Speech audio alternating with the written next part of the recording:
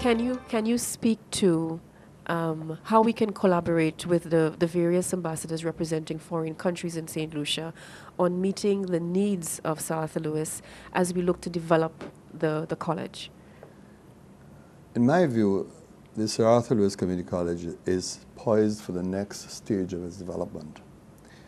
Obviously, the time has come for us to upgrade the college academically and otherwise. And I know that the college is now currently exploring degree options, meaning, of course, obtaining the authority to offer degree courses, examine those courses, and award those degrees. So we are at a very delicate stage of the development of the college. But this is a changing world in the sense that there are wonderful opportunities. And the very fact that these ambassadors are prepared to work with the college is testimony to those opportunities. Many of those ambassadors are from Latin America, Central and South America. It means that with their support, we can consider a broader engagement with the Latin American community. And I'm not speaking of an engagement in very narrow terms, meaning, for example, engagement in language. I'm talking about joint research. I'm talking about student exchanges. I'm talking about joint programs. So if this initiative was encouraged by one of those ambassadors, then I think we have to give him credit, we have to give him thanks, but I think we need to act on it to build on the possibilities that exist. The challenges facing the college are numerous. It has to resolve its identity. We know that. It has to decide what it wants to do in the future. It has to define its role and place in our St. Lucian architecture, in our St. Lucian culture, in our St. Lucian intellectual life. But at the same time, there are burning issues. There are issues of expansion, and the college is very fortunate that it has property of historical value. That's both a blessing and a disadvantage. Disadvantage in the sense that the cost of maintenance is huge. The cost of infrastructure is huge. Because whatever we do at the college, we have to maintain the physical character of the college. But then too, there are special reasons why we have to look after the college and take care of the college and its precincts and its grounds. We have a very distinguished institution buried at the college, Sir Arthur Lewis. It's a huge and awesome responsibility.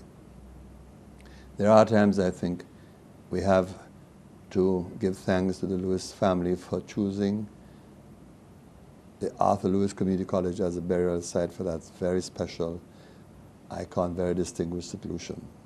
So we have reason to protect the college because in that sense, we need to protect the college not just for ourselves, for our students, not just for the history that we share, but more important for the world, because we have someone who's won a Nobel Prize buried at that college and someone who has shaped the history of many developing countries. It is therefore a very special responsibility. And I applaud the college, I applaud the ambassadors for their willingness to embark on this new journey of cooperation. And I want to assure them they have the full support and blessing of the government of St. Lucia. If my blessing is worth anything, then rest assured they have that blessing as well. I never had the opportunity, like a lot of young people today, to attend A-level college. I was a country boy. I went to school at Beaufort Senior Secondary, did my O-levels. But I had a passionate desire to pursue further education. Couldn't go to St. Mary's College to do A-levels, and so I became a teacher. And I was trained at the St. Lucia Teachers College. While up there, I had an extraordinary opportunity to explore not just education itself, but intellectual life. And in those days, St. Lucia was really exciting. These were the heady days of Black power, Black nationalism. So there was a lot taking place at the college in the city itself. And I had the opportunity to engage several persons who were involved in intellectual life at one level or other, either, for example, attending university, or persons who had graduated from the university and they were teaching in our institutions. It was a wonderful experience. I was a very young person at the time.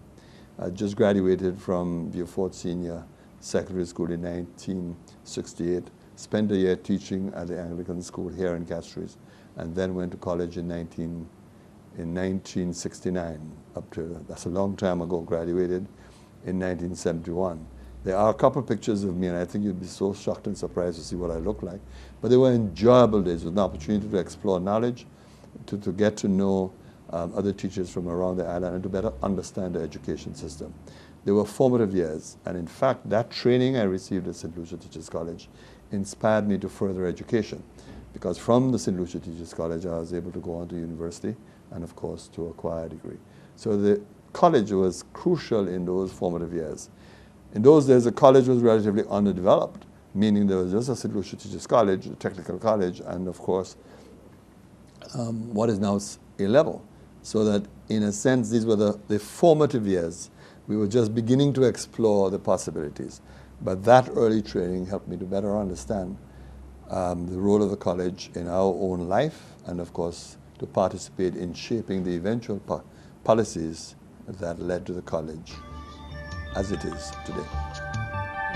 My pleasure.